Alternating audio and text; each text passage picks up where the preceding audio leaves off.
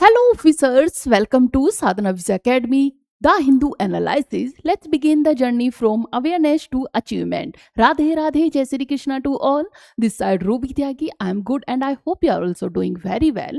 देखेंगे आज के द हिंदू के जितनी भी इंपॉर्टेंट न्यूज़ होगी उन्हें कवर करते हुए चलेंगे, जो कि हमारे सभी एग्जाम के लिए काफ़ी इंपॉर्टेंट रहेंगी। यूपीएससी हो, हमारा स्टेट पीसीएस हो, एसएससी हो, सीजीएल हो या फिर अदर जितने भी कॉम्पिटिटिव एग्जाम है, सबके लिए काफ़ी इंपॉर्टेंट रहने वाली है। तो सबसे पहले हम द हिंदू से पहले क्या देखते हैं, कोट ऑफ द डे देखते हैं। आज का हमारा कोट क्या है? कोट है हमारा, the whole world says that the losses hurt the hurts. The whole world says that the losses are the hurt, but the hurt says that once and try. You will definitely win. You will definitely win.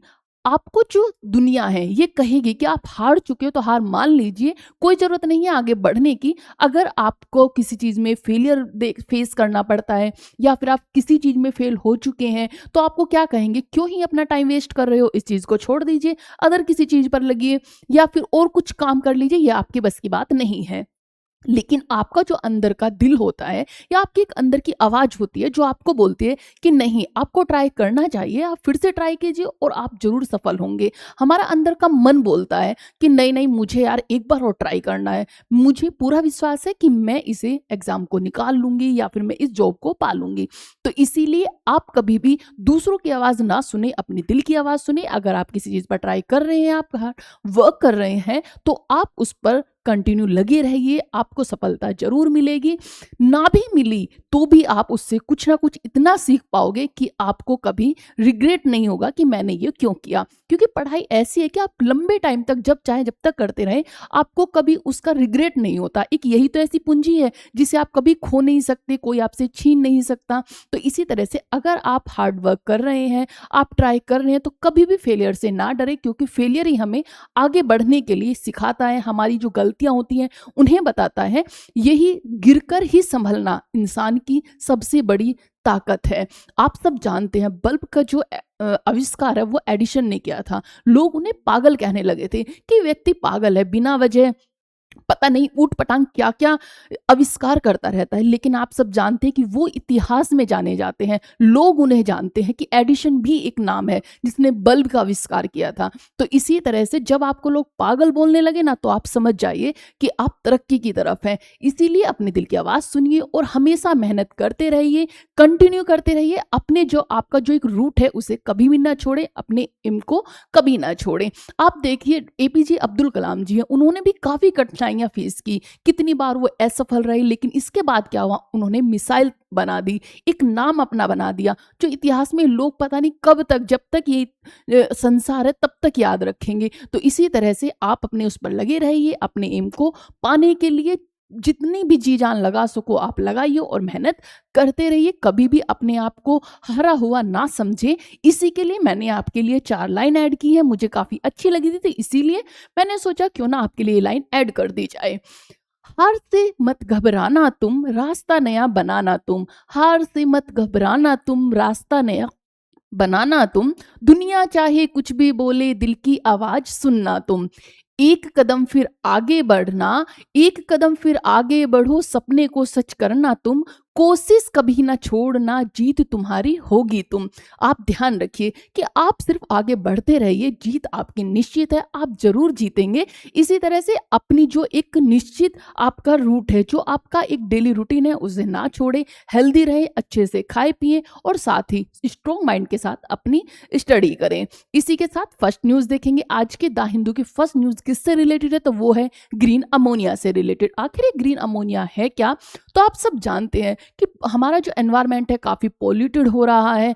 सरकार हर कदम उठा रही है जिससे कि environment को clean किया जा सके। उसी की तरफ एक ये पहल है जो है ग्रीन अमोनिया। क्योंकि ग्रीन अमोनिया से क्या होता है कि जो एनवायरनमेंट है वो जीरो पॉल्यूटेड होता है, मीन्स इससे कोई भी पोल्यूशन नहीं होता है, काफ़ी क्लीन एनर्जी है। तो इसीलिए अमोनिया एनर्जी का की तरफ देश अपना कदम बढ़ा रहा है। अब ये किस तरह से बनाई जाती है, क्या है ग्रीन अमोनिया, कितने इसके बेनिफिट हैं, किस तरह से ये हमारे लिए बेनिफिशियल होगी, अदर कंट्रीज इसमें कौन कौन आगे हैं, तो ये सब आप देखेंगे। सबसे पहले जानेंगे कि भारत ने ग्रीन अमोनिया, जो हमारी ग्रीन अमोनिया के माध्यम से ऊर्जा परिवर्तन की एक रणनीति पर आधारित है। भारत पारंपरिक ईंधन, जो भारत का अभी ईंधन है वो कौन सा है, कोयला हुआ, गैस हुआ, जो कि काफी कार्बन छोड़ते हैं, जो हमारे एनवायरमेंट को काफी पॉल्यूटेड करते हैं, तो उन्हीं को हम यूज करते हैं। तो कोयला गैस जैसे हटकर स्वच्छ ऊर्जा, जो हमारी क्लीन एनर्जी की ओर बढ़ रहा है, इससे ग्रीन हाइड्रोजन और ग्रीन अमोनिया की बड़ी भूमिका होगी।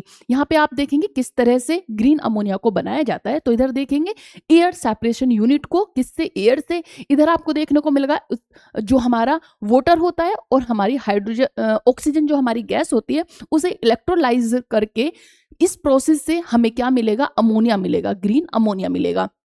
एयर सेपरेशन यूनिट, और हमें क्या करना है, हाइड्रोजन और ऑक्सीजन को इलेक्ट्रोलाइजर प्रोसेस से करने के बाद हमें अमोनिया मिलता है, जिसे हम एक्सपोर्ट करेंगे। किस किस में यूज करेंगे, फ्यूल व्हीकल में करेंगे, इंडस्ट्री में करेंगे, और जो हमारी पावर जनरेशन है उसमें हम इन्हें यूज कर पाएंगे अमोनिया का। इस तरह से हमारे लिए काफी बेनिफिशियल होगी। ये देखेंगे, ये एक पावर, जो हमारा हाइब्रिड पावर प्लांट है, अडानी का बनाया हुआ ये प्लांट है, और पहला भारत का ये प्लांट है। नेक्स्ट देखेंगे, अमोनिया क्या है। ग्रीन अमोनिया ग्रीन हाइड्रोजन और नाइट्रोजन से क्या बनेगा, ग्रीन हाइड्रोजन आपको देखने को मिलेगा पानी H2O से इलेक्ट्रोलाइज प्रक्रिया द्वारा। मैंने आपको बताया H2O को क्या करेंगे, इलेक्ट्रोलाइसिस प्रक्रिया द्वारा सौर व पवन ऊर्जा जैसी नवीनीकरण ऊर्जा से जब ये हाइड्रोजन नाइट्रोजन से मिलाया जाता है तो आपको ग्रीन अमोनिया मिलता है। मीन्स आपको हाइड्रोजन चाहिए, नाइट्रोजन चाहिए, इसी के साथ में H2O का इलेक्ट्रोलाइज करना है, किससे, सौर या पवन ऊर्जा से।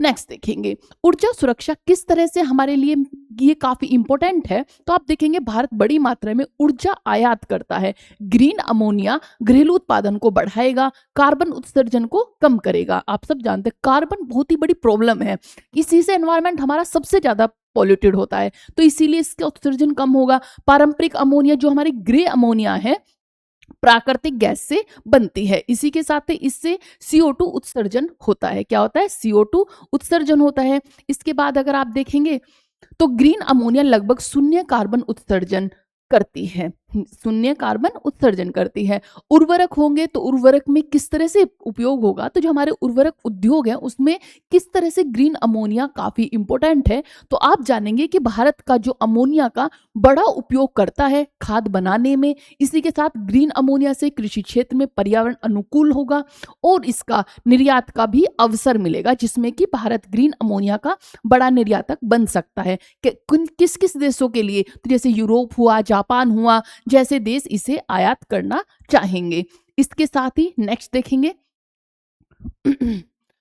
भारत सरकार ने क्या किया है। तो भारत सरकार ने क्या है, जो हमारी SECI है, SECI क्या है, solar energy corporation of India के माध्यम से ग्रीन अमोनिया की जो नीलामी की है, 10 साल के फिक्स प्राइस कॉन्ट्रैक्ट दिए हैं। नेशनल ग्रे, जो हमारा नेशनल ग्रीन हाइड्रोजन मिशन है, उसे शुरू किया है। इससे भारत को काफी बेनिफिट भी होगा कि वो आयात भी कर पाएगा, क्योंकि इससे काफी जो हमारा कार्बन है वो कम होता है, और जितने भी लोग जो चाहते हैं हमारा एनवायरमेंट अच्छा रहे वो इसे क्या करेंगे, खरीदेंगे। मीन्स अपने देश में आने के लिए भी इसे आमंत्रित करेंगे। इससे निवेशकों का भरोसा भी बढ़ेगा। यूरोप, जापान जैसे लोग काफी डिमांड है ग्रीन अमोनिया की।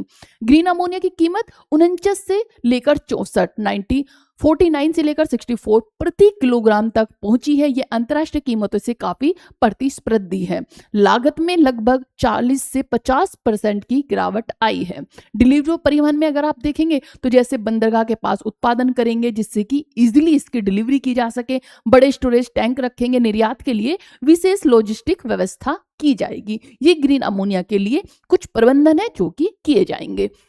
क्लीन एनर्जी लीडर बन सकता है भारत, अगर वो जो ग्रीन अमोनिया है उसकी काफी उत्पादन करे तो क्या होगा कि क्लीन एनर्जी लीडर बन जाएगा, वैश्विक ग्रीन मार्केट को प्रभावित कर सकता है, G20 और जो कोप लक्ष्य को पूरा करने में मदद करेगा। आपके यूपीएससी के GS पेपर 3 के लिए काफी इंपोर्टेंट न्यूज है, जिसमें आपको एनर्जी सिक्योरिटी, रिन्यूएबल एनर्जी या फिर क्लाइमेट चेंज के लिए काफी इंपॉर्टेंट रहेगा। इसी के साथ ऐसे में भी इससे पूछा जा सकता है जैसे कि भारत का ऊर्जा संक्रमण हुआ या फिर अमोनिया, हाइड्रोजन और आत्मनिर्भर भारत के बारे में हो।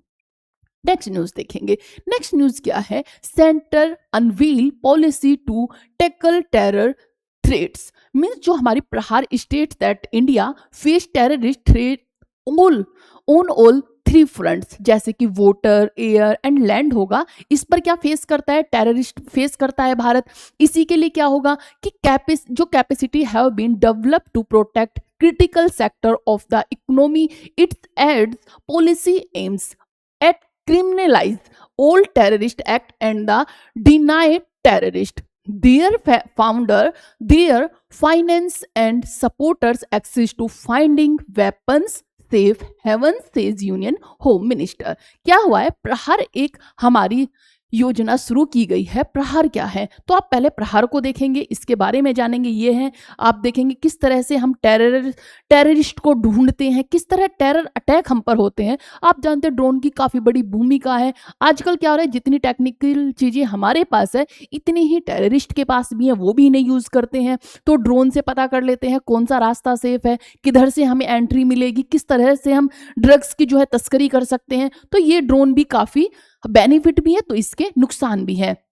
अब प्रहार पॉलिसी है क्या, तो वो है, प्रहार है national counter terrorism policy and strategy. ये नीति क्या कहती है कि भारत की पहली समग्र, सबसे पहले तो ये आपके लिए इंपॉर्टेंट क्यों, क्योंकि पहली समग्र है। माना ऐसी नीति अब हमारा जो गवर्नमेंट है वो बनाती रहती है, लेकिन ये पहली हमारी ऐसी समग्र एंटी टेरर पॉलिसी है जिसका उद्देश्य क्या है कि आतंकवादी गतिविधियों को रोकना, आतंकी संगठनों की फंडिंग बंद करना, हथियारों और सुरक्षित ठिकाने जो कि सेफ हेवंस हैं तक उनकी पहुंच को रोकना, देश की महत्वपूर्ण संस्था की सुरक्षा करना। आप सब जानते हैं, आपने देखा भी होगा किस तरह से टेरर अटैक होते हैं कि जैसे आप एक कोरोना को देखिए, कोरोना भी एक टेरर अटैक की तरह था, क्योंकि उससे क्या हुआ, एक ऐसा वायरस छोड़ दिया गया जिससे कि सब लोग उससे प्रभावित हो गए। तो इस तरह भी देखा जाता है कि कुछ हमारे इस तरह केमिकल्स होते हैं, बायोडाइवर्सिटी होती है, इसी तरह से आप देखेंगे एक्सप्लोजर्स होते हैं जो विस्फोटक होते हैं, या फिर हमारे जो एटॉमिक बम्स होते हैं,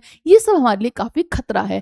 और टेररिस्ट एक ऐसा मुद्दा है जो कि अभी पहलगांव में आपने देखा ही था कि 22 अप्रैल को किस तरह से वहां पर टेररिस्ट ने एक बहुत ही बड़ी मात्रा में एक कितने लोगों को मार दिया था। तो इसी तरह से इसको सेफ किया जा सके, ऐसे जोन जहां पर आपको देखने को मिलेगा कि टेररिस्ट के ज्यादा संभावनाएं होती हैं, उस जोन को सेफ रखना, ये प्रहार जो प्रहार है इसका क्या होगा, उद्देश्य होगा जो टेररिस्ट है इन्हें रोकना, या फिर वो वाटर से करें। आप जब जानते हैं कि समुद्री रूट से आ जाते हैं, हवाई रूट से आना, या फिर जो हमारी जमीनी रूट है उनसे एंट्री करना, इन सब को रोकने का कार्य कौन करेगा, तो वो करेगा प्रहार जो हमारी पॉलिसी है। इसी के लिए इसे रोका गया है, क्योंकि आप सब जानते हैं ड्रग्स की तस्करी बहुत भारी मात्रा में होती है। आप देखेंगे पंजाब सेक्टर में, पंजाब में पाकिस्तान से बहुत ज्यादा जो है ड्रग्स की तस्करी होती है। काफी मूवी भी बनी है, आपने मूवी देखी होंगी, कैसे अंदर ही अंदर सुरंग बना दी जाती है और जिससे वो क्या करते हैं, वहां से ड्रग्स को लेकर आते हैं, ड्रग्स की तस्करी करते हैं, या फिर ऊपर से फेंक दिए जाते हैं, जो हमारे बाउंड्री की गई है उसमें घुसने की कोशिश करते हैं, या फिर जो सुरंग बंद पड़ी है उसमें निकलने की कोशिश करते हैं। जम्मू कश्मीर में काफी आपको देखने को मिलेगा। तो बहुत ही टेररिस्ट के इतने तकड़े वो है ना कि बहुत ज्यादा प्रॉब्लम्स होती हैं, और ये लोग क्या करते हैं, इन्हें ऐसा बना दिया जाता है, इनके माइंड में ऐसे सेट कर दिया जाता है कि जो ये वर्क कर रहे हैं, जिस तरह व्यक्तियों को मार रहे हैं, ये उसे बहुत ही अच्छा कार्य मानते हैं कि हम अपने देश के लिए कर रहे हैं। तो बड़ी दिक्कतें हैं इनके साथ में। तो इन सब को रोकने के लिए एक पॉलिसी लाई गई है जिससे कि काफी हद तक हम टेररिज्म को रोक सकें। भारत को किस प्रकार का खतरा है, तो नीति के अनुसार भारत को आतंकवाद से खतरा है, जिसमें कि 3 मोर्चों पर, जल हो हमारा, थल हो, वायु हो, साथ ही साइबर हमले, साइबर अटैक्स हो, या फिर ड्रोन का उपयोग भी बड़ा खतरा बताया गया है। साइबर अटैक्स आपने देखे होंगे कि किस तरह से हमारे फोन को हैक कर लिया जाता है, पूरे बैंक सिस्टम को हैक कर दिया जाता है। तो बहुत ही प्रॉब्लम्स हैं, इन सब को रोका कैसे जाए, इसके लिए इस पर काम करना है। क्रॉस बॉर्डर आतंकवाद है, सीमा पार से प्रायोजित जो आतंकवाद है, जो हमारे स्पॉन्सर टेररिज्म होते हैं, ISO या फिर अल कैदा हो जैसे वैश्विक आतंकी संगठनों का खतरा है। नई तकनीक का दुरुपयोग करते हैं, जैसे कि ड्रोन से हमला करेंगे, या फिर encryption, dark web, crypto wallets, इन सब का यूज करेंगे, सोशल मीडिया के जरिए भी ये करेंगे। इसी के साथ में CBRN का खतरा है। ये CBRN क्या है? मैंने आपको बताया जैसे कि केमिकल हो, बायोलॉजिकल हो, रेडियोलॉजिकल हो, न्यूक्लियर हो, जो एक्सप्लोजिव है उनके थ्रू करेंगे या फिर डिजिटल के थ्रू करेंगे। केमिकल कैसे कि एनवायरमेंट में कोई केमिकल ऐसा मिला दिया जाएंगे जिससे कि लोग उससे बीमार पड़ने लगेंगे, अटैक के खतरे होने लगेंगे, कैंसर बढ़ने लगेगा। इस तरह ही बायोलॉजिकल है, जैसे कि कोरोना आया था, कोई वायरस छोड़ देंगे जिससे कि लोग बीमार हो जाएंगे, महामारी फैल जाएगी, उससे क्या होगी, देश की अर्थव्यवस्था खराब हो जाएगी, लोग कमजोर पड़ जाएंगे। तो इस तरह से ये सब चीजें हैं। रेडियोलॉजिकल है, न्यूक्लियर है, एक्सप्लोजिव है, आप सब जानते हैं किस तरह से बहुत ही सस्ते उसमें आप बम बना सकते हैं और कहीं भी उसका विस्फोट कर सकते हैं। आपने देखा होगा कि जब पुलवामा में अटैक हुआ था तो एक्सप्लोजिव ही तो था कि क्या हुआ था, बहुत बड़ी संख्या में कितने हमारे जवान मारे गए थे। तो ये सब चीजें आतंकवाद इसका सहारा लेकर और इसको बढ़ाते हैं। तो इन सब को रोका जा सके इसलिए पहल शुरू की गई है, प्रहार पॉलिसी शुरू की गई है। NIA और राज्य पुलिस के बीच में समन्वय हुआ है, आतंकवादी वित्त पोषण रोकना, कानूनी कार्रवाई मजबूत करना, राष्ट्रीय और अंतर्राष्ट्रीय सहयोग को बढ़ाना। सभी राज्यों में समान एंटी टेरर ढांचा बनाने की कोशिश की जा रही है। क्यों हमारे लिए इंपॉर्टेंट होगा? तो राष्ट्रीय सुरक्षा को मजबूत करेगा, आतंकवाद के नए रूपों से निपटने में मदद करेगा, साइबर और ड्रोन आधारित सुरक्षा से हमें जो हमले होते हैं उनसे हमें सुरक्षा प्रदान करेगा। भारत की वैश्विक छवि थोड़ी मजबूत होगी और अच्छे से इस पर काम होगा। आप सब जानते हैं आतंकवाद के मामले में जो पाकिस्तान है एक बहुत बड़ा नाम है। पाकिस्तान क्या करता है, वही तो अब भारत में आतंकवाद कराता है और अब वो खुद उससे जूझ रहा है। अब वो खुद अफगानिस्तान पे हमले कर रहा है कि वो आतंकवाद फैला रहे हैं। कहते हैं ना कि अगर आप गड्ढा खोदोगे तो उसमें खुद भी गिरोगे। मीन्स उसने आतंकवाद को बढ़ा तो दिया, आज वो उसी के लिए नासूर बना हुआ है। तो आप देखेंगे इसके लिए भी आज एक न्यूज है, तो देखेंगे कि क्या हुआ है पाकिस्तान और अफगानिस्तान के बीच में।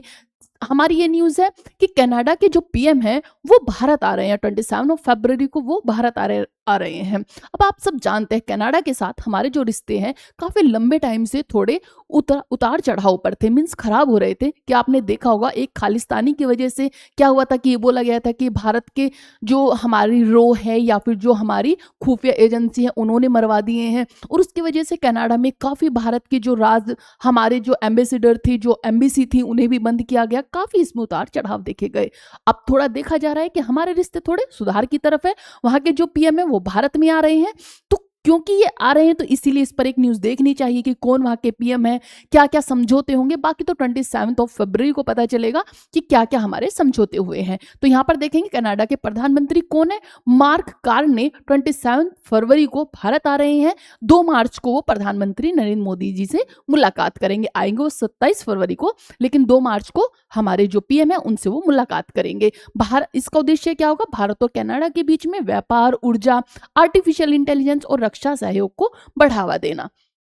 ये आप देखेंगे, ये कौन है, आप देखेंगे कि मैंने आपको बताया मार्क कार्ने जो है कनाडा के प्रधानमंत्री है। मार्क कार्ने आपको देखने को मिलेगा कनाडा के प्रधानमंत्री। नेक्स्ट देखते हैं, आप देखेंगे जब भी किसी भी देश के प्रधानमंत्री हो, राष्ट्रपति भारत में आते हैं, तो जब उनके समझौते होते हैं, कुछ भी हमारे जो बीच में साझा होती हैं चीजें, तो वहां दोनों देश के फ्लैग लगाए जाते हैं। मीन्स इंडिया का भी होता है, साथ में जहां के वो अतिथि हमारे यहाँ पर आते हैं हम उनका वेलकम करते हैं। अपनी एक अच्छा उनके लिए एक मैसेज भेजने के लिए क्या करते हैं, 2 फ्लैग्स यूज करते हैं। मीन्स एक उस देश का और एक हमारे देश का। तो आप देखेंगे कनाडा का ये फ्लैग है और ये इंडिया का प्यारा सा सुंदर सा फ्लैग जो हमारा तिरंगा है। तो ये आपको देखना, क्योंकि फ्लैग्स भी आपको याद होनी चाहिए किस देश का कौन सा है। ज्यादा तो आप याद नहीं कर सकते, लेकिन जहां से भी कोई PM हो या फिर प्रेसिडेंट हो आ रहे हो तो हम वहां का फ्लैग देख लेंगे तो हमें थोड़ा एक मेमोराइज रहता है कि हाँ ये वाले फ्लैग वहां की हैं। भारत और कनाडा के रिश्तों में हाल ही के वर्षों में तनाव आया था। विशेष रूप से कब आया था कि कनाडा में जो खालिस्तानी अलगाववादी नेता थे, कौन थे, हरदीप सिंह निज्जर की हत्या के आरोप को लेकर दोनों देशों में एक दूसरे के राजनयिकों को निष्कासित कर दिया गया था। अब यह दौरा संबंधों को सुधारने के लिए किया जा रहा है और इसी दिशा में एक महत्वपूर्ण कदम माना जा रहा है। जब इन्हें मारा गया था तो उसका ब्लेम किस पर लगाया गया था, भारत पर लगाया गया था कि ये भारत की रो या फिर जो खुफिया एजेंसी है उन्होंने उनकी हत्या कराई है। इसी के साथ में दोनों देशों के बीच जो मुद्दे बनेंगे वो क्या होंगे, ट्रेड को अच्छे से करना, दोनों देश नए व्यापार समझौते ट्रेड एग्रीमेंट को पर साइन करेंगे, निवेश और आर्थिक साझेदारी बढ़ाना, ऊर्जा सहयोग करना, कनाडा यूरेनियम और अन्य ऊर्जा संसाधनों का बड़ा निर्यातक होगा।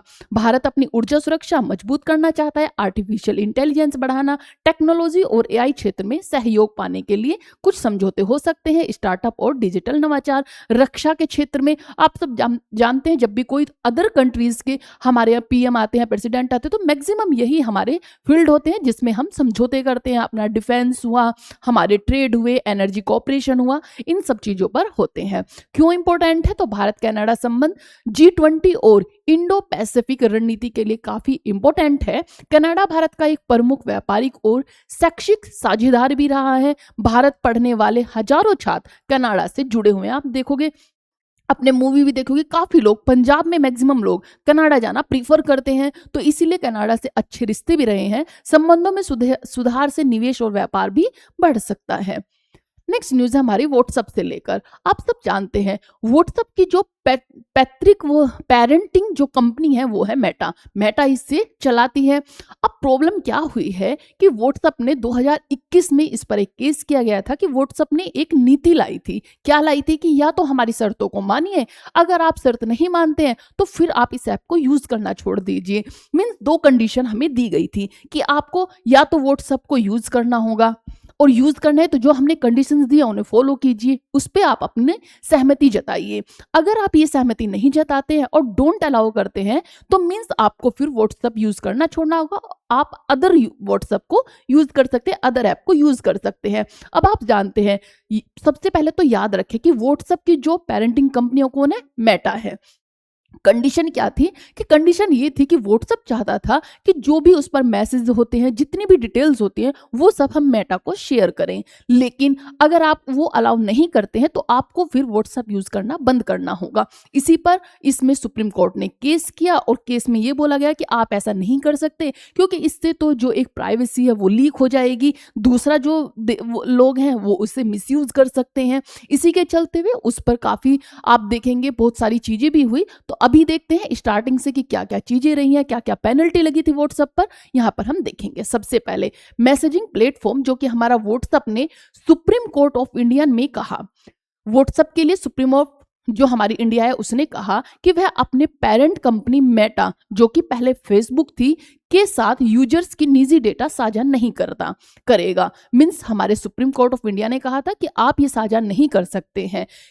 यह मामला कब? कॉम्पिटेटिव जो हमारा कंपटीशन कमीशन ऑफ इंडिया के तहत किया गया था, द्वारा लगाए गए 213.14 करोड़ की इन पर पेनल्टी लगाई गई थी कि आप ऐसा नहीं कर सकते, ये आप पर पेनल्टी है। डेटा शेयरिंग पॉलिसी से जुड़ा हुआ ये एक्ट यूज किया गया था। अब आगे देखेंगे कि 2021 में व्हाट्सएप ने नई प्राइवेसी जो पॉलिसी लागू की थी। प्राइवेसी क्या थी? कि आरोप था कि यह टेक इट और लीव इट, मीन्स या तो स्वीकार करो या फिर छोड़ दो, ये वाली नीति थी, यानी स्वीकार करें या ऐप छोड़े।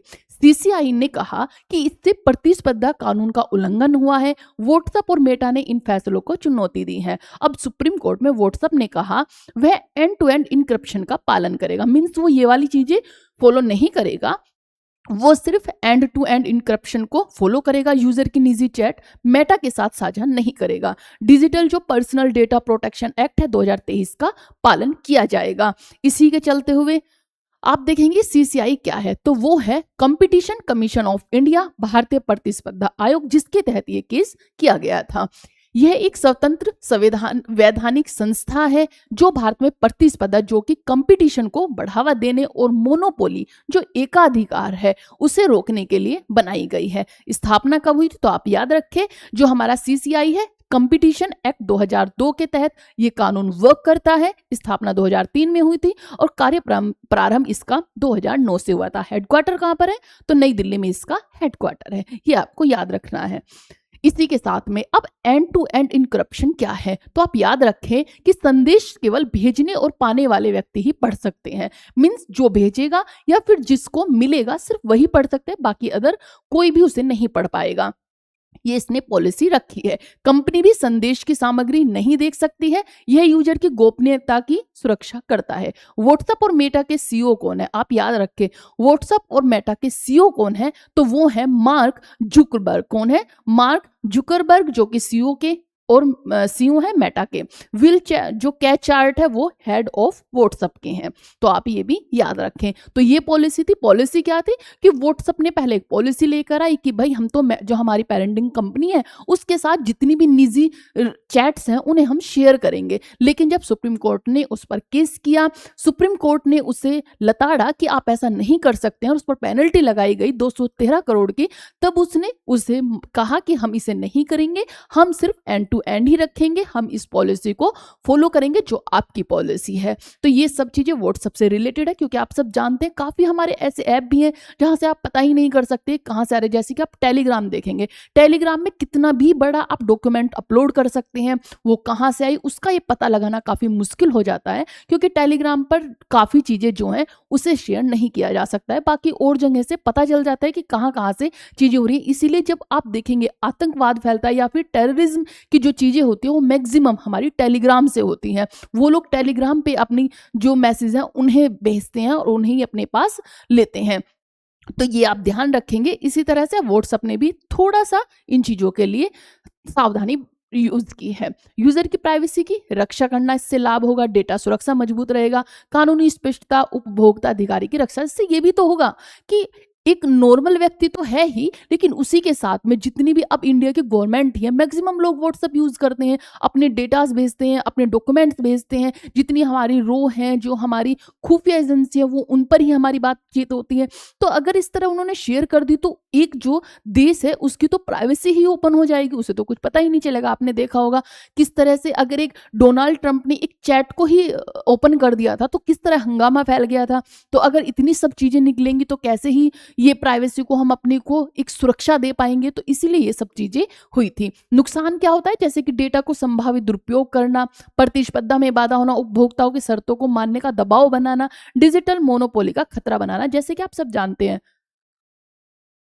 कि अभी हमें कहा भी जा रहा है और हमारे सोचने की बात है कि एआई इतना मजबूत होता जा रहा है, इतना स्ट्रोंग होता जा रहा है कि जिस तरह हम चीज़ों को यूज़ कर रहे हैं। आपने देखा भी होगा कि आपको बताया गया था, न्यूज़ भी आई थी कि चैट जीपीटी है उस पर क्या हो रहा था कि हम फोटो अपलोड कर रहे थे, जैसा चाहे वैसा फोटो बना रहे थे। लेकिन उसमें यह भी था कि अगर आप ये देख रहे हो कि आपने एक नॉर्मल फोटो भेजा और उसे आपने पैंट कोट में या फिर साड़ी में उसे मंगा लिया, लेकिन ये भी तो हो सकता है कि उसने पूरे ही कपड़े ही उतार दिए, आपको वो ही ब्लैकमेल करने लगे कि हम इसे सोशल कर देंगे अगर आपने हमारी कंडीशंस नहीं मानी। तो इससे काफी खतरे बढ़ सकते हैं। या फिर हमारी फोन को कमांड कोई दे दे कि आपके फोन में जितनी भी चीजें हैं इन्हें हम लीक कर देंगे, नहीं तो आपको हमारी कंडीशंस माननी होगी, आपको ये काम करने होंगे। तो इससे हमारे लिए खतरा भी हो सकता है, क्योंकि हम इतना डिपेंड हो गए हैं एआई पर। हमारे जो टेक्निकल चीजें हैं, हमारे फोन हो, मैक्सिमम देखिए आपकी फोन के बिना व्यक्ति रहना पसंद नहीं करता। हम फैमिली में बैठे हैं तो हम फोन यूज कर रहे हैं। तो ये सब चीजें भी काफी जो हमारी प्राइवेसी है उसे लीक कर रही है, हमारी प्राइवेसी को ओपन करने का हम उसे एक रास्ता दे रहे हैं। इसीलिए थोड़ी सतर्कता रखें, थोड़ी अपने आप भी इन चीजों को देखें कि किस तरह ये हमें लॉस पहुंचा सकती हैं। नेक्स्ट हमारी न्यूज है, ये न्यूज है हमारी क्योंकि सिक्किम हमारे राज्य से रिलेटेड है इसलिए काफी इंपॉर्टेंट बनती है। ऊपर से ये जो हमारा बाफ्टा एक अवार्ड होता है उसमें सिक्किम की एक मूवी है बोंग, जिसे बाफ्टा में बाफ्टा अवार्ड से नवाजा गया है। इसलिए इस न्यूज को देखेंगे।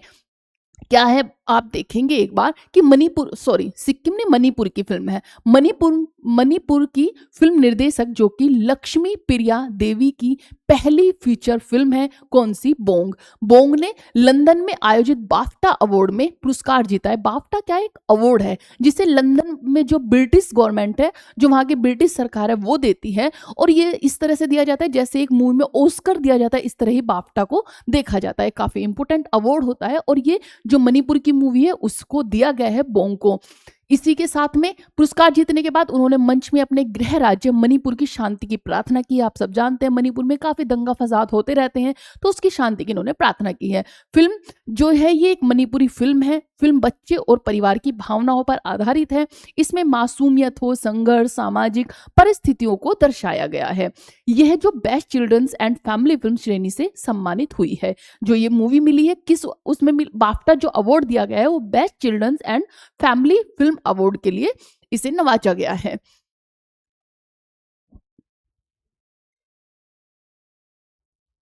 आगे देखेंगे यह है बाफ्टा, और ये आपको लक्ष्मी प्रिया देखने को मिलेगी जो कि मणिपुर से बिलोंग करती हैं। इन्हीं की ये मूवी थी।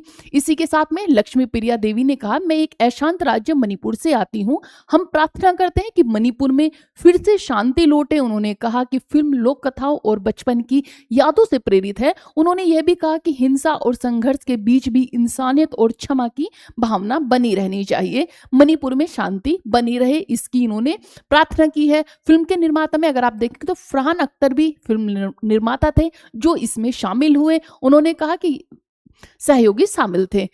जो सुप्रिया है उन्होंने कहा कि यह फिल्म भारत की एक ऐसे क्षेत्र की कहानी है जिसे आमतौर पर मुख्य धारा सिनेमा में कम दिखाया जाता है।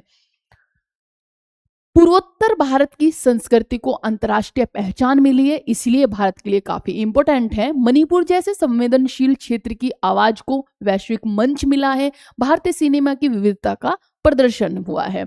इसी के साथ में बाफ्टा पुरस्कार जीतना केवल फिल्म की उपलब्धि ही नहीं बल्कि मणिपुर की आवाज को वैश्विक मंच तक मिलना, निर्देशन में ने शांति और मानवता का संदेश दिया है। भारतीय क्षेत्रीय सिनेमा को अंतर्राष्ट्रीय पहचान मिली है।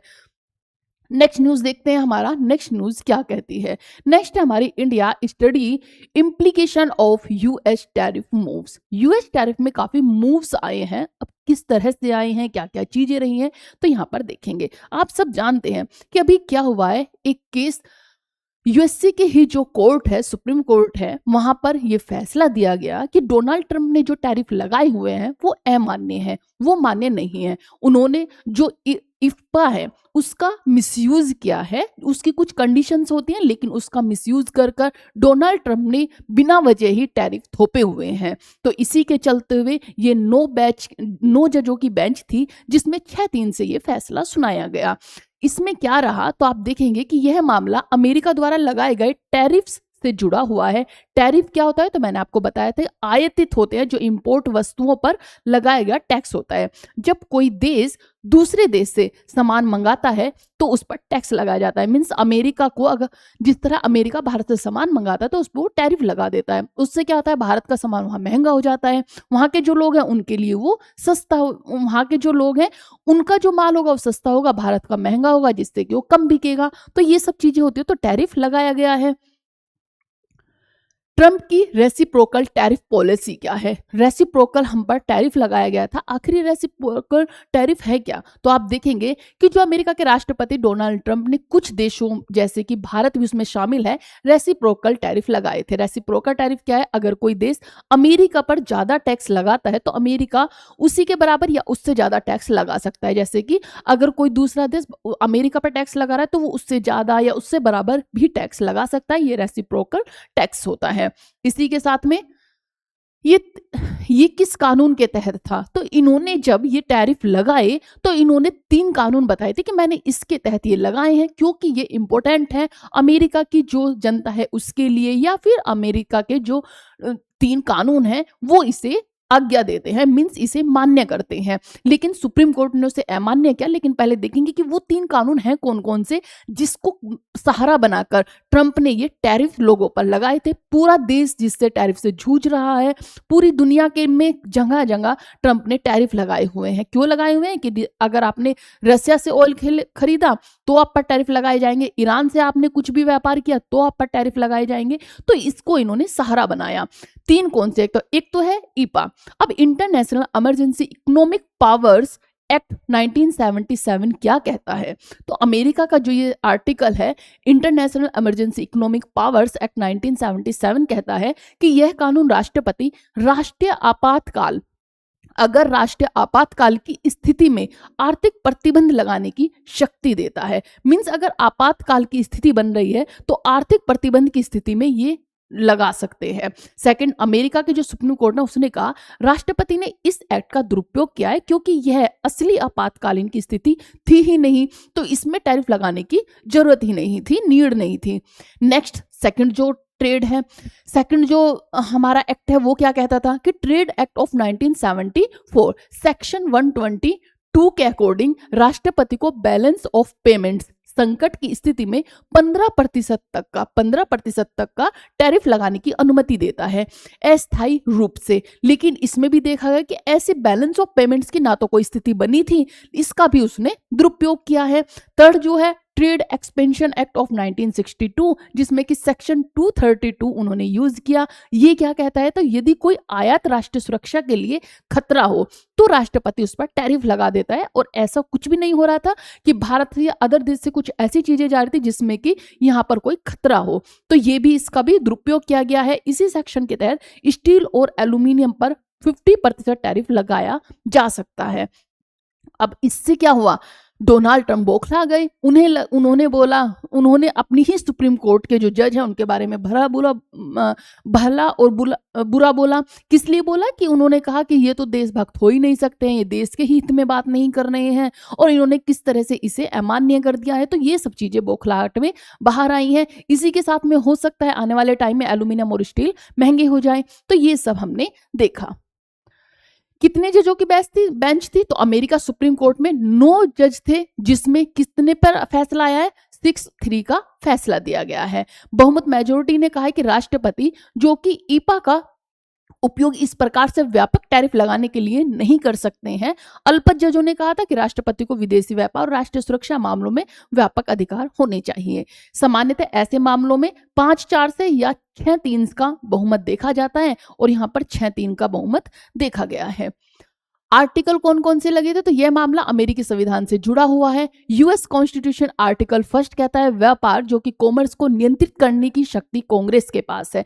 कांग्रेस क्या है, तो वहां की जो पार्लियामेंट है, जैसे हमारे यहाँ संसद है, इसी तरह से वहां पर कांग्रेस होती है। उनकी पार्लियामेंट को क्या बोला जाता है, कांग्रेस बोला जाता है। आर्टिकल 2 कहता है कि राष्ट्रपति को कार्यपालिका शक्ति एग्जीक्यूटिव पावर दी गई है। विवाद यही था कि राष्ट्रपति कांग्रेस की शक्ति में हस्तक्षेप किया गया। तो ये सब चीजें देखिए, क्योंकि इन्होंने जो टैरिफ लगाया, इन्होंने पार्लियामेंट में कुछ डिस्कस ही नहीं किया, बस उठाया टैरिफ लगा दिया। जब इनके मन में आया टैरिफ लगा दिया। इन्होंने अभी एक बयान भी दिया कि मैं दुनिया को खत्म कर सकता हूं, मैं ये कर सकता हूं, वो कर सकता हूं। और ये बंदा डरता भी नहीं है, जो मन में है बोल के निकल जाता है। पता नहीं क्या ही दिमाग में चल रहा है।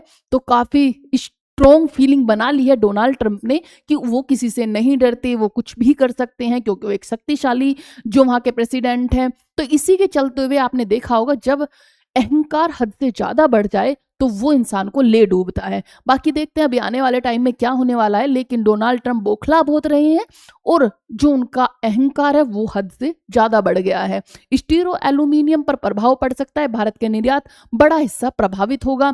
10% या फिर 15% टैरिफ रद्दी होगी। ट्रंप ने कोर्ट के फैसले के बाद टैरिफ बढ़ा दिए हैं।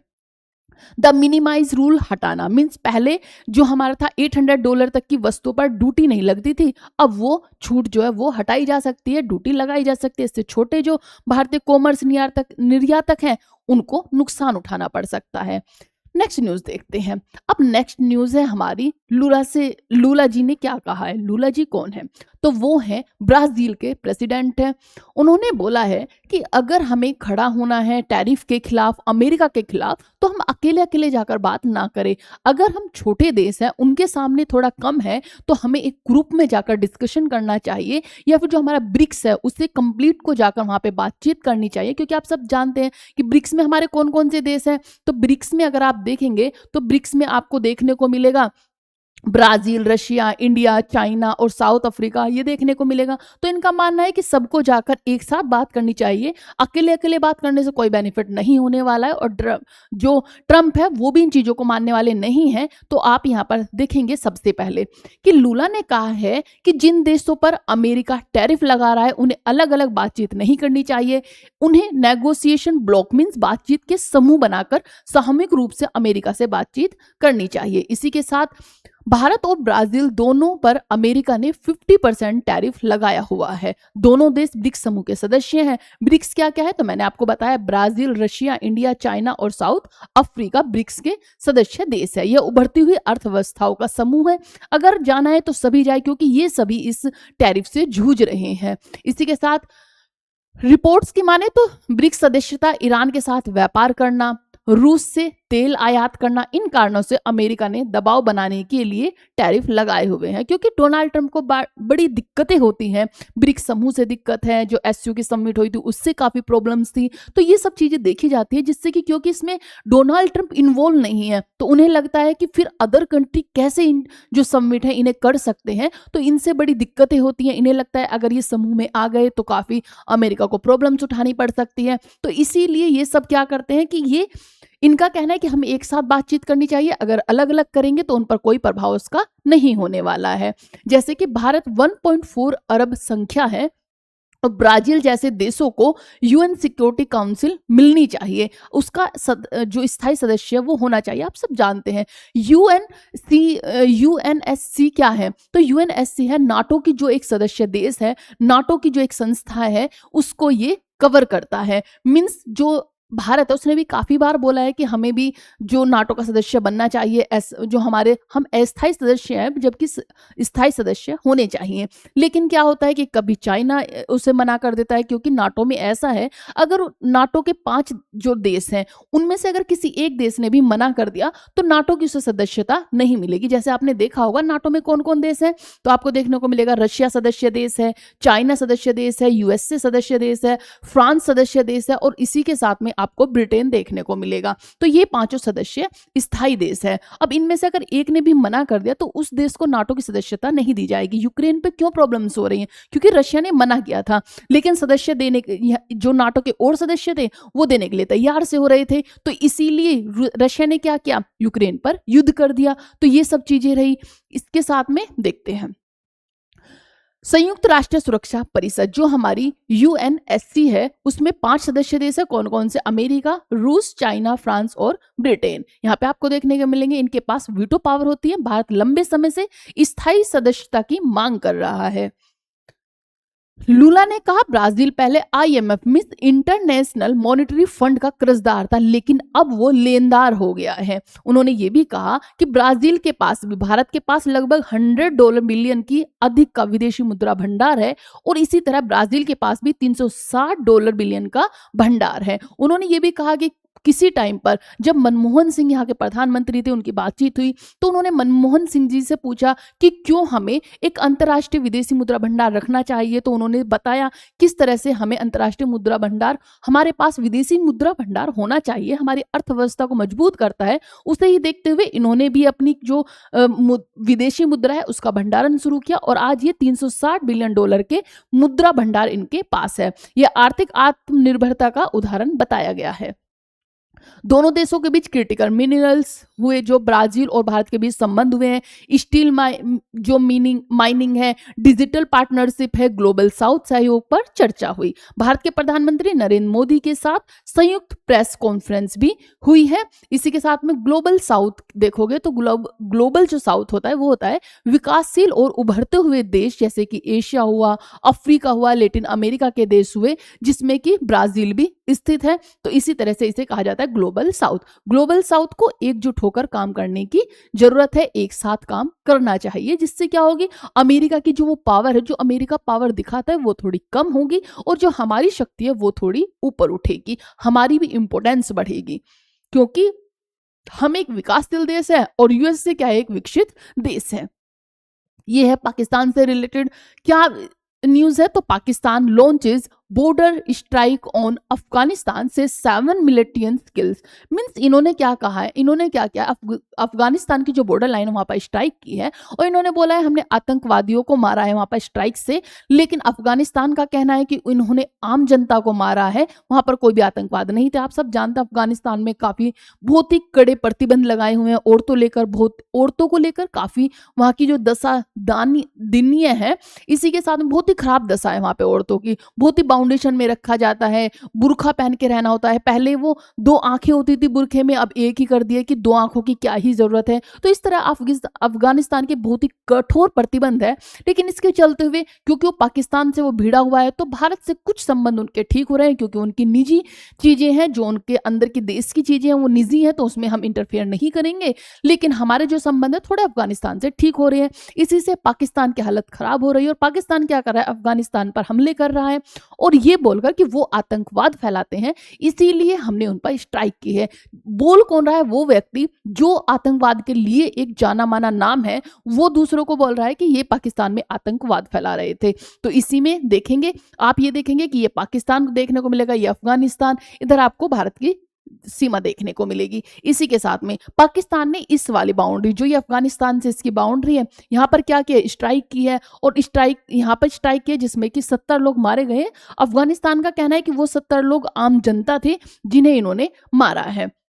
यहाँ से देखोगे भारत भी थोड़ी सी सीमा अफगानिस्तान से शेयर करता है, लेकिन अभी आप जानते हैं पीओके का पार्ट है, तो इसीलिए भारत का जो पीओके का पार्ट है उस पर अफगानिस्तान की सीमा साझा होती है। पाकिस्तान से ये सीमा साझा करता है और यहाँ पर इसीलिए आतंकवाद फैला हुआ है। थोड़ा आप देख लेंगे कि इंडिया के पास पास में अगर आप देखेंगे कि वेस्ट की साइड में कौन कौन से देश पड़ते हैं, तो आपको देखने को मिलेगा यहाँ अरेबियन सी देखने को मिलेगा, ये देखने को मिलेगा पाकिस्तान, अफगानिस्तान, तजाकिस्तान, इधर किर्गिस्तान देखने को मिलेगा, चाइना देखने को मिलेगा। अगर इससे और हम वेस्ट में चलेंगे तो अफगानिस्तान किस किस से सीमा साझा करता है? ईरान से करता है, इधर अरेबियन सी से करता है, पाकिस्तान से करता है, तुर्कमेनिस्तान से करता है, उज्बेकिस्तान से और तजाकिस्तान से अपनी सीमा साझा करता है। ये अफगानिस्तान ने आपने देख लिया। इधर आप ईरान के पास में देखेंगे तो ईरान कहां पर पड़ता है? कैस्पियन सी के पास में पड़ता है। ये आपको समझ आएगा और ये आपको कजाकिस्तान देखने को मिलेगा। मैप में थोड़ा थोड़ा आपको ये पता चले कि कौन सा देश कहां पर स्थित है। पूरा वर्ल्ड मैप आप एक दिन में याद नहीं कर सकते, सिर्फ थोड़ी थोड़ी चीजें देख सकते हैं। इंडिया के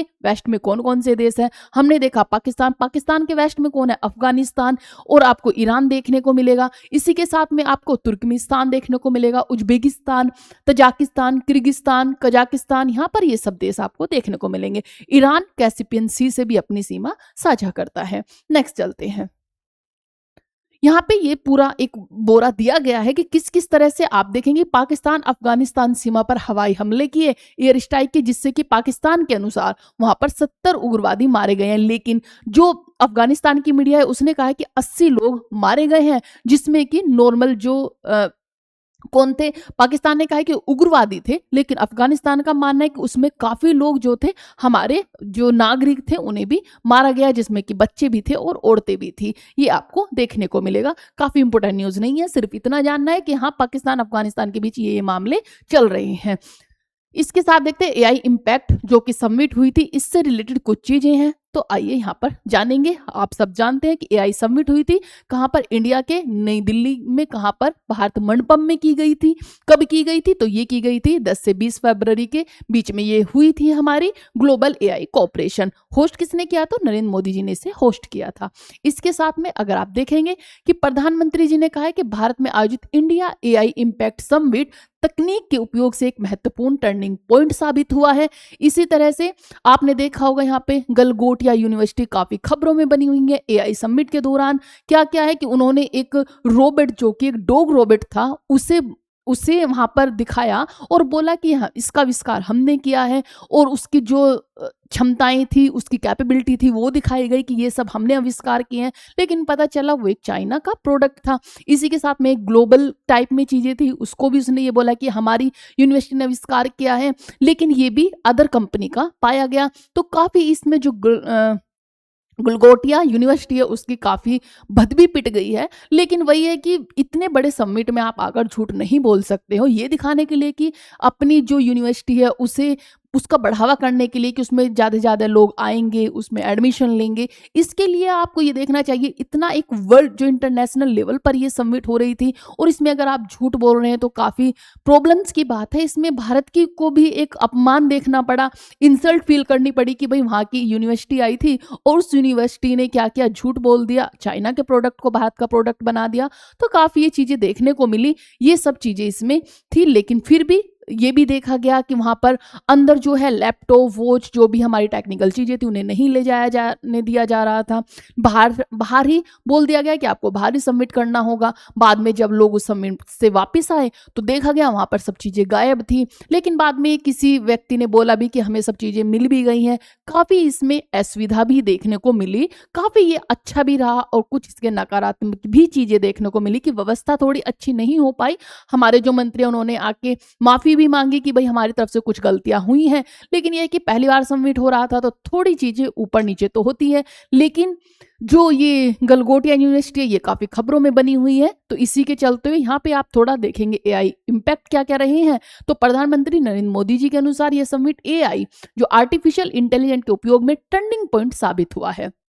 इससे क्या है, 85 जो देश और 3 अंतर्राष्ट्रीय संगठनों ने भाग लिया था, न्यू दिल्ली डिक्लेरेशन पर सहमति बनी है। इसी के साथ में अगर आप देखेंगे इसकी थीम्स क्या क्या थी, तो रेस्पॉन्सिबल एआई, जिम्मेदार एआई, एआई का सुरक्षित, पारदर्शी और नैतिक उपयोग करना, इंक्लूसिव एआई, समावेशी एआई क्या है कि एआई के लाभ सभी देशों और वर्गों तक पहुंचे, AI for social good means स्वास्थ्य, कृषि, शिक्षा, जलवायु परिवर्तन में एआई की भागीदारी क्या क्या रहेगी, एआई गवर्नेंस फ्रेमवर्क, वैश्विक नियम और मानक बनाने में चर्चा होगी, डेटा प्रोटेक्शन और साइबर सिक्योरिटी, डेटा सुरक्षा और डिजिटल पर भरोसा बढ़ेगा। इसी के साथ में किन किन क्षेत्रों में हमें इस ऐप से या फिर एआई से हमें फायदे हो सकते हैं, जैसे कि फसल मॉनिटरिंग हो, ड्रोन आधारित सर्वे हो, पशुधन ट्रैकिंग हो, स्मार्ट सिंचाई सिस्टम हो। स्वास्थ्य के क्षेत्र में अगर देखेंगे तो रोग की पहचान करना, टेलीमेडिसिन, दवा अनुसंधान। शिक्षा के क्षेत्र में अगर आप देखेंगे तो पर्सनलाइज लर्निंग ऐप होगा, भाषा अनुवाद होगा, डिजिटल स्किल प्लेटफॉर्म एआई के उसमें आपको देखने को मिलेंगे। इसी के साथ में भारतीय संस्कृति संरक्षण के क्षेत्र में अगर आप देखेंगे तो प्राचीन ग्रंथों जो कि हमारी पांडुलिपियां हैं उन्हें डिजिटलीकरण करने का एक एआई आधारित प्लेटफॉर्म है, जिससे कि एआई से हम अच्छे से कर पाएंगे। हेरिटेज डेटा है हमारे, या फिर वित्तीय सुरक्षा के लिए अगर आप देखेंगे ऑनलाइन फ्रॉड डिटेक्शन, या फिर केवाईसी है, know your customer, automation, digital banking सुरक्षा। इसमें एआई के काफी महत्वपूर्ण देखे जाएंगे कि किस तरह से एआई की भागीदारी रहेगी। कौन कौन से समझौते हुए, तो देखा जा रहा है न्यू दिल्ली डिक्लेरेशन समझौता हुआ, जिसमें सर्व हिताय सर्वजन सुखाय की हमारी एक थीम रही है। एआई का लाभ पूरी मानवता को मिले, अंतर्राष्ट्रीय सहयोग, जैसे 85 देश ने एआई में सहयोग की प्रतिबद्धता जताई है। वैश्विक एआई गवर्नेंस फ्रेमवर्क पर सहमति रही। स्टार्टअप और जो उद्योग भागीदारी है उसमें भारतीय एआई स्टार्टअप्स को ग्लोबल प्लेटफॉर्म, टेक कंपनियां और सरकारों के बीच की साझेदारी पर काफी बेनिफिट्स होंगे। भारत को ग्लोबल एआई हब बनाना भारत का ये लक्ष्य है। डिजिटल पब्लिक इंफ्रास्ट्रक्चर मॉडल को विश्व में फैलाना। एआई फॉर ऑल लोकतांत्रिक तकनीकी उपयोग। एआई जो है आर्टिफिशियल इंटेलिजेंस है, केवाईसी क्या है, नो योर कस्टमर, डीपीआई क्या है, डिजिटल पब्लिक, एमएल क्या है जो हमारी मशीन लर्निंग है, ये आपको देखने को मिलेगी। ये हमारी एआई से न्यूज़ थी। एआई समिट हमारा कंप्लीट हो ही चुका है। काफ़ी इसमें चीज़ें भी रही हैं, हमने पहले भी इस समिट के बारे में जाना था कि क्या क्या एआई समिट है, कौन कौन यहाँ पर आ रहे थे। हमने काफ़ी कंपनियों के सीईओ भी देखे, जैसे गूगल के सीईओ देखे कि सुंदर पिचाई आए हुए हैं। हमने देखा कि बहुत सारे जो हमारे माइंड डीप हैं उनके आए हुए थे सीईओ, तो बहुत सारे सीईओ वहाँ पर एल्टमैन आए हुए थे, तो ये हमने देखा था। इसी के साथ में नेक्स्ट न्यूज़ देखते हैं। Biotechnology is set to drive evolution of personalise me medicine says experts का कहना है कि जो हमारी पर्सनलाइज मेडिसिन है वो हमारे लिए काफ़ी बेनिफिशियल होंगी। अब पर्सनलाइज मेडिसिन क्या है, क्या इसकी जो बायोटेक्नोलॉजी है वो है, तो हम उसे डिटेल में देखेंगे। बायोटेक्नोलॉजी क्या है, पहले देखेंगे जैव प्रौद्योगिकरण। यह विज्ञान की वह शाखा है जिसमें जीवित कोशिकाओं जैसे कि जीन हुए, डीएनए हुए, सूक्ष्म जीवों का उपयोग करके दवाएं बनाई जाती हैं, जैसे वैक्सीन बनाई जाती हैं, फसलें हुई, या फिर चिकित्सा समाधान विकसित किए गए। जैसे कि आपने देखा होगा कोविड-19 की वैक्सीन बनाई गई थी, इंसुलिन बनाई जाती है, जीन प्रशिक्षण किए जाते हैं। इसी के साथ में नेक्स्ट देखेंगे कि पर्सनलाइज मेडिसिन क्या है। तो पर्सनलाइज जो मेडिसिन है व्यक्ति विशेष के अनुसार इलाज होता है, एक बीमारी सभी को एक जैसी दवा। अब हर व्यक्ति के जीन जो होते हैं, संरचना और जीवन शैली अलग अलग होती है, उम्र अलग होती है, क्षेत्र अलग होते हैं, खान पीन अलग होता है, तो उसी के अकॉर्डिंग हम दवाई बनाई जाए। इसीलिए पर्सनलाइज हमारी मेडिसिन थी कि क्या है कि अगर आपको मलेरिया हो गया तो एक ही टैबलेट दे दी, या फिर जैसे कोविड हो रहा था तो वो इसी तरह से एक ही सबको दे दी। तो अगर आप अलग अलग उसमें अलग अलग उम्र के लोगों को अलग अलग मेडिसिन दी जाएगी, या फिर उनके जीन को देखकर, उनकी जीवन शैली को देखकर दी जाएगी, तो उससे क्या होगा, वो पर्सनलाइज हमारी मेडिसिन होगी। इसीलिए इलाज भी व्यक्ति के अनुसार अलग होगा। इसे ही जो प्रिसीजन मेडिसिन भी कहा जाता है। इसमें कौन कौन सी तकनीक उपयोग होगी, तो आप देखेंगे एक तो जेनेटिक, जो कि हमारी जीन होते हैं, डीएनए का अध्ययन किया जाएगा। जेनोमिक, पूरे जीनोम जो होते हैं उनका अध्ययन किया जाएगा। बायो इन्फॉर्मेटिक्स, जैविक डेटा कंप्यूटर से विश्लेषण किया जाएगा। एआई क्या है, आर्टिफिशियल इंटेलिजेंस, मशीन मशीनों द्वारा बुद्धिमान निर्णय लिए जाएंगे। मशीन लर्निंग जो है डेटा से सीखने वाली प्रणाली होगी। इसके बाद देखेंगे सरकार ने क्या घोषणा की है। ये न्यूज लीक क्यों गई थी, क्योंकि जो हमारा बजट है उसमें इसके लिए कुछ पैसे आवंटन किए गए थे, इसलिए हमने इस न्यूज को पढ़ा। केंद्रीय बजट 2026-27 में 10,000 करोड़ का निवेश बायो फार्मा शक्ति पहल शुरू करने के लिए दिया गया है, जिसमें बायोलॉजिक्स और बायोसिमिलर्स का उत्पादन बढ़ाना एक बायोलॉजिक्स है। आप देखेंगे कि क्या बायोलॉजिक्स और बायोसिमिलर्स का उत्पादन बढ़ाने के लक्ष्य की वजह से ये रखा गया है। अब क्या है बायोलॉजिक्स और क्या है बायोसिमिलर्स, पहले देखें बायोलॉजिक्स क्या है। बायोलॉजिक्स है जीवित कोशिकाओं से बनी दवाएं जैसे कि वैक्सीन हुई, और बायोसिमिलर्स क्या है, मूल जैविक दवाओं के समान, जो हमारी मूल जैविक दवाएं होती हैं उनके समान जो दवाएं होंगी उन्हें हम बायोसिमिलर्स कहेंगे। तो ये हुआ बायोलॉजिक्स और बायोसिमिलर्स। नेक्स्ट चलते हैं, सटीक इलाज हो पाएगा, ये क्यों बेनिफिट है, इनका बेनिफिट क्या है, क्यों हमारे लिए इंपॉर्टेंट है। तो सटीक इसका इलाज होगा, प्रिसीजन जो ट्रीटमेंट होगा, कम साइड इफेक्ट होंगे, ज्यादा प्रभावी परिणाम होंगे, कैंसर और दुर्लभ बीमारियों में उपयोगी होगा। साथ ही भारत को ग्लोबल बायोफार्मा हब बनाना इसका एक उद्देश्य होगा। बायोफॉर्मेटिक्स हुआ, कंप्यूटेशनल बायोलॉजी हुआ, या फिर ड्रग रिसर्च हुआ, एआई इन हेल्थ केयर हुआ, इसके लिए काफी ये इंपॉर्टेंट रहेंगे रोजगार के अवसर के लिए। शिक्षा में क्या क्या बदलाव आएंगे, तो जैसे वीआईटी चेन्नई जैसे संस्थान नए कोर्स शुरू कर रहे हैं, प्रोग्रामिंग हो, बायोलॉजी हो, डेटा साइंस का संयोजन हो। कोविड-19 से क्या सीख मिली थी कि वैक्सीन विकास में बायोटेक्नोलॉजी की बड़ी भूमिका थी, तेजी से दवा बना पाई, वैक्सीन बनाना संभव हो पाया, जिससे कि भविष्य की महामारी के लिए बेहतर तैयारी की जा सके। जिससे कि हमने क्या किया, बहुत तेजी से इसका आविष्कार किया था, बहुत तेजी से कोविड की वैक्सीन बनाई थी, जिससे कि कोविड को हम क्या कर पाए, उस पर कंट्रोल कर पाए और उसे रोक पाए, उसमें हम मैक्सिमम हद तक सफल भी रहे। चलते हैं नेक्स्ट न्यूज पर। नेक्स्ट न्यूज क्या, how protein are being tweak to be quantum sensors inside the body. अब ये क्या है, क्वांटम सेंसर्स क्या है, किस तरह से वर्क करेगा, तो ये आप जानेंगे। आखिर प्रोटीन और क्वांटम सेंसर क्या क्या ये दोनों डिफरेंसेस है, तो देखेंगे कि वैज्ञानिक अब प्रोटीन को इस तरह संशोधित कर रहे हैं, जो ट्वीक है कर रहे हैं कि वे शरीर के अंदर क्वांटम सेंसर की तरह काम कर सके। अभी तक अधिकांश जो क्वांटम सेंसर थे वो हीरे जैसे ठोस पदार्थों से, जो हमारा डायमंड होता है उससे क्या करते थे, बनते थे, लेकिन जिन्हें कोशिकाओं के अंदर लगाना कठिन भी होता था। अब क्या किया जाएगा, अब किया जाएगा कि प्रोटीन को अंदर रखा जाएगा। प्रोटीन ऐसा बनाया जाएगा कि जो हीरा जो डायमंड है उसकी जो उपयोगिता थी अंदर, या फिर उसकी जो इंपॉर्टेंस थी उसे कवर कर पाए। मींस प्रोटीन प्राकृतिक रूप से कोशिकाओं के अंदर बनते हैं, इसलिए उन्हें जैविक क्वांटम सेंसर में बदलना संभव हो रहा है। मींस डायमंड का यूज करके जो कोशिकाओं के लिए हम यूज करते थे वो काफी कठिन प्रोसेस था, इसलिए अब प्रोटीन को बनाया जा रहा है, जिससे कि क्योंकि प्रोटीन तो इंसान के अंदर ही होता है, तो उसी से हम उन सेंसर्स को बनाया जाए, जो क्वांटम सेंसर है उन्हें बनाया जाए, जिससे कि हम पता लगा पाए कि कौन सी बीमारी है, किस तरह से चीजें हैं। आप ये देखेंगे यहाँ पे आपको प्रोटीन्स की स्ट्रक्चर देखने को मिलेगी। यहाँ पे आप देखेंगे कुछ स्पिन लेवल्स हैं, ग्लास स्लाइड्स हैं, जो कि डायमंड आप देख रहे होंगे। यहाँ पर आपको जो मैग्नेटोमीटर है, प्रोब देखने को मिलेगा, इधर सेल्स देखने को मिलेगी, प्रोब देखने को मिलेगा, और इधर आपको ओपीएम प्रोब आरए देखने को मिलेगा। अब आगे देखेंगे डिटेल में कि क्या क्या है और किस तरह से हमें इसे देखना है। ये ईबीएफपी कुछ इमेज मैंने आपको शेयर की है, जिससे कि आपको पता चले कि कौन सी जो इमेज है वो किससे रिलेटेड है। चलिए जी, गोल्जी हुआ। इसके बाद क्वांटम सेंसर, सबसे पहले देखेंगे कि हमारा क्वांटम सेंसर क्या है। हम प्रोटीन क्वांटम सेंसर, हीरा, ये सब देख रहे हैं, आखिर है क्या क्वांटम सेंसर। तो सबसे पहले क्वांटम सेंसर वह उपकरण है जो क्वांटम भौतिकी के सिद्धांत का उपयोग करके बहुत ही सूक्ष्म स्तर पर बदलाव मापता है, जैसे चुंबकीय क्षेत्र हो, विद्युत क्षेत्र हो, तापमान हो, अणुओं की गतिविधि हो। ये सेंसर पारंपरिक सेंसर से अधिक संवेदनशील होते हैं। इसका उपयोग क्या है, अगर प्रोटीन को देखेंगे तो प्रोटीन को सेंसर कैसे बनाया जा सकता है। जो क्वांटम सेंसर है, प्रोटीन सेंसर बनाने की बात कर रहा है, तो वो किस लिए है, तो वैज्ञानिक ने कुछ फ्लोरोसेंट प्रोटीन लिए जो प्रकाश पड़ने पर चमकते हैं। क्या होता है, प्रकाश पड़ने पर चमकते हैं। इससे क्या होगा, प्रोटीन की जो संरचना है, छोटे बदलाव किए गए हैं, उन्हें इस तरह डिजाइन किया गया है कि वे चुंबकीय व विद्युत संकेतों पर प्रतिक्रिया दें। जब बाहरी क्षेत्र जैसे मैग्नेटिक फील्ड बदलता है तो प्रोटीन की जो चमक है वो बदल जाती है। माइक्रोस्कोप से इस बदलाव को मापा जाता है। इस तकनीक में इलेक्ट्रॉन जो स्पिन है और रेडिकल जो पेयर मैकेनिज्म है जैसे क्वांटम प्रभाव उपयोग में होते हैं।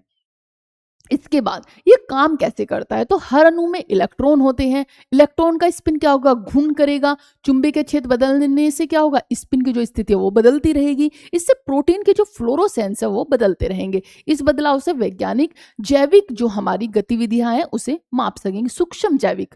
अब ये इंपॉर्टेंट क्या है, सारा जो हमारा डेटा है, सबसे पहले कि हमें जो क्वांटम सेंसर है वो जो हम पहले यूज करते थे डायमंड की तरह, डायमंड क्या था, उसे अगर उसे कहीं लगाना होता तो काफी कठिन होता था, लेकिन अब प्रोटीन को यूज किया जाएगा किसी भी जो सूक्ष्म चीजें हैं उन्हें देखने के लिए। अब उसके महत्वपूर्ण क्यों है, क्यों हम इनका यूज कर रहे हैं, तो लास्ट में जो आपके लिए, क्योंकि वो थोड़ा आपको समझने में ऐसा लग रहा होगा कि पता नहीं सर के ऊपर से उतर गया, कोई बात नहीं, यहाँ पे देखेंगे कि आपके लिए ये इंपॉर्टेंट है क्यों। बस आपको इतना देखना है, शरीर के अंदर जो सटीक मापन है उसे कर पाए। अब कोशिकाओं के अंदर सीधे मापन संभव हो पाएगा। न्यूरोसाइंस में उपयोग के लिए जैसे कि दिमाग की कोशिकाओं में सूक्ष्म विद्युत संकेतों को मापा जा सकेगा।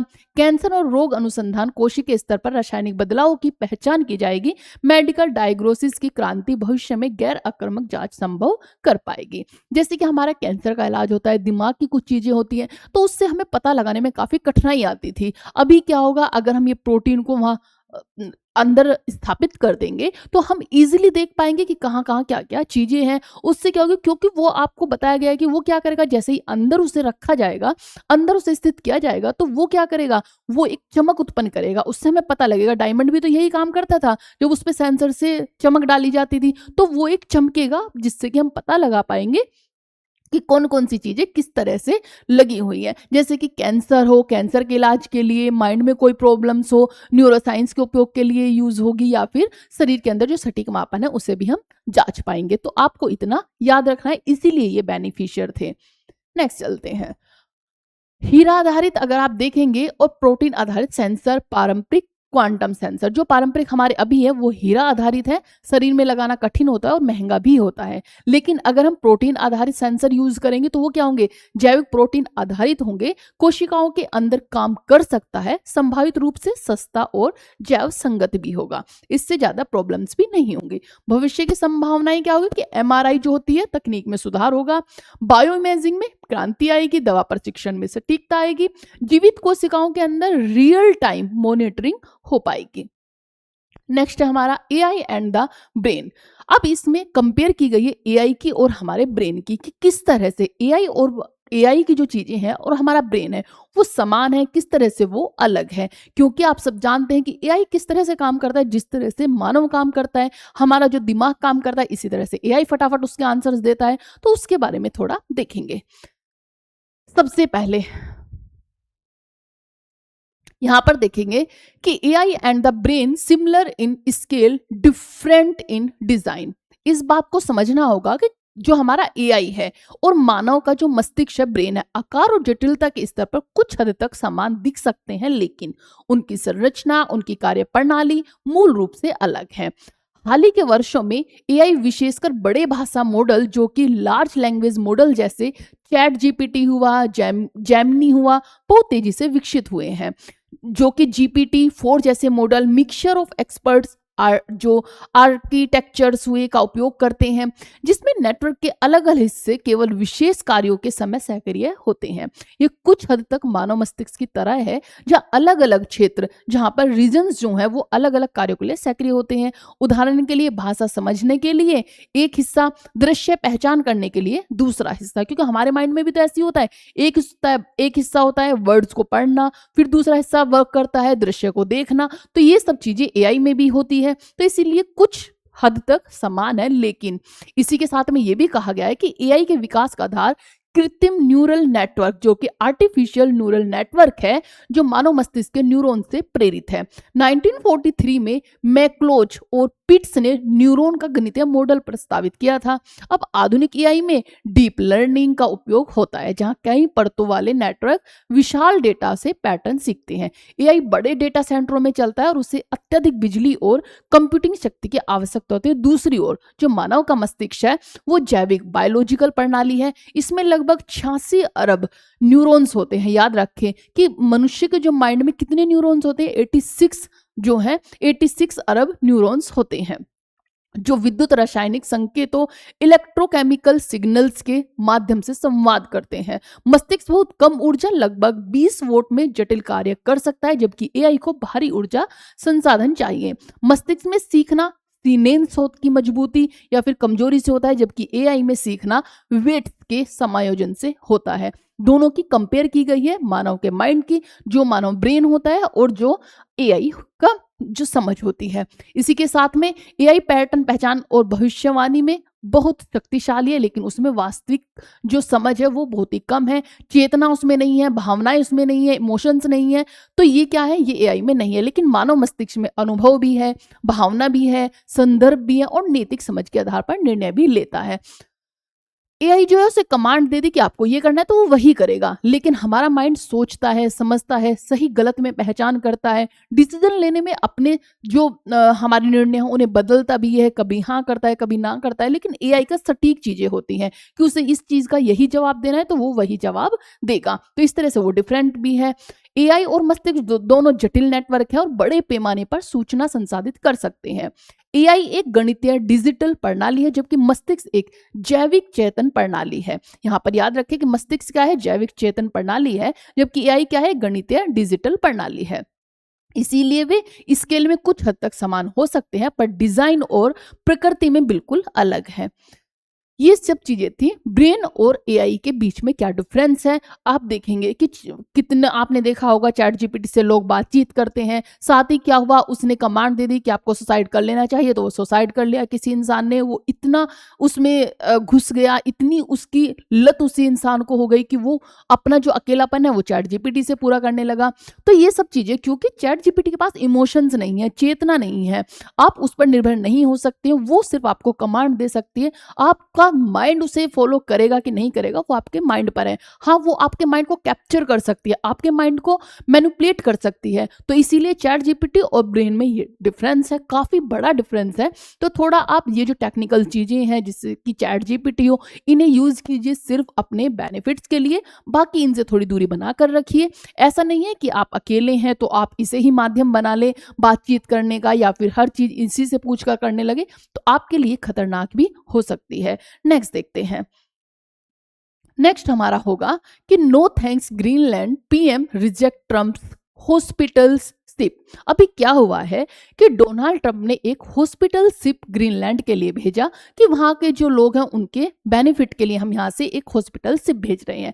लेकिन जो ग्रीनलैंड के पीएम है उन्होंने नो थैंक्स कहकर उस शिप को वापस करा दिया कि हमें इसकी नीड नहीं है, क्योंकि आप सब जानते हैं जो ट्रंप है वो ग्रीनलैंड पर अपना कब्जा करना चाहते हैं, क्योंकि उन्हें लगता है कि उनके लिए वो काफी इंपॉर्टेंट है। और वहां के पीएम को भी समझ आता है, ग्रीनलैंड के भी, कि ये हमारी जो हेल्प हो किस लिए कर रहे हैं, तो वो उनसे दूरी बनाते हुए चल रहे हैं। उन्होंने कहा हमारे पास ऑलरेडी इतने हॉस्पिटल हैं कि हम अपनी जनता का स्वास्थ्य का ध्यान रख सके, आपको इसकी जरूरत नहीं है, और उसे वापस करा दिया। अभी आप यहां पर देखेंगे कि अमेरिका के जो डेनमार्क और उसके स्वायत्त क्षेत्र ग्रीनलैंड ने अमेरिका के राष्ट्रपति डोनाल्ड ट्रंप द्वारा ग्रीनलैंड भेजे जाने वाले नौसैनिक अस्पताल जहाज, जो कि नेवल हॉस्पिटल शिप की प्रस्ताव को ठुकरा दिया है। ट्रंप ने कहा था कि वे ग्रीनलैंड में बीमार लोगों की देखभाल के लिए एक बड़ा अस्पताल भेज रहे हैं।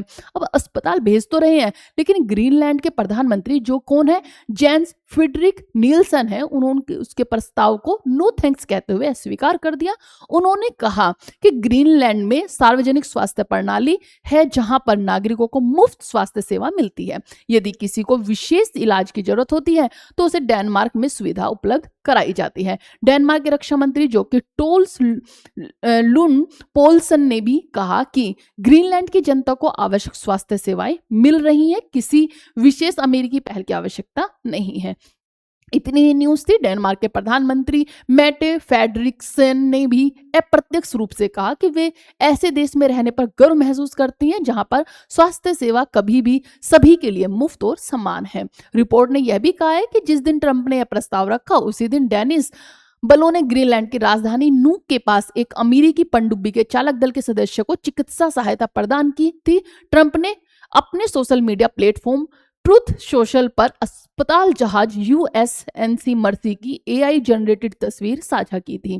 प्रस्ताव जिक्र किया। कुल मिलाकर यह हुआ कि मामला ग्रीनलैंड की स्वास्थ्य व्यवस्था, डेनमार्क ग्रीनलैंड संबंधों और अमेरिका के साथ कूटनीति संवेदनशीलता को दर्शाता है कि उन दोनों में काफी मतभेद हो रहे हैं। ये थी हमारी आज के जो द हिंदू की न्यूज थी। मैंने जितनी भी द हिंदू की इंपॉर्टेंट न्यूज थी, हमारी कल की भी और आज की भी, मैंने दोनों इंक्लूड की थी क्योंकि कल हमारी क्लास नहीं हो पाई थी, तो मैंने कल की भी न्यूज उठाई हुई थी और आज की भी जितने भी इंपॉर्टेंट न्यूज थी सबको डिस्कस किया और डिटेल में आपको बताया है कि किस तरह से वो हमारे लिए बेनिफिट देती हैं, किस तरह से इंपॉर्टेंट है, किस तरह से इंपॉर्टेंट नहीं है। आई होप आपको ये क्लास अच्छी लगी हो तो क्लास को लाइक शेयर सब्सक्राइब जरूर करें। जय हिंद, जय भारत। अपना ध्यान रखो, अच्छे से लगन से अपनी पढ़ाई करते रहें।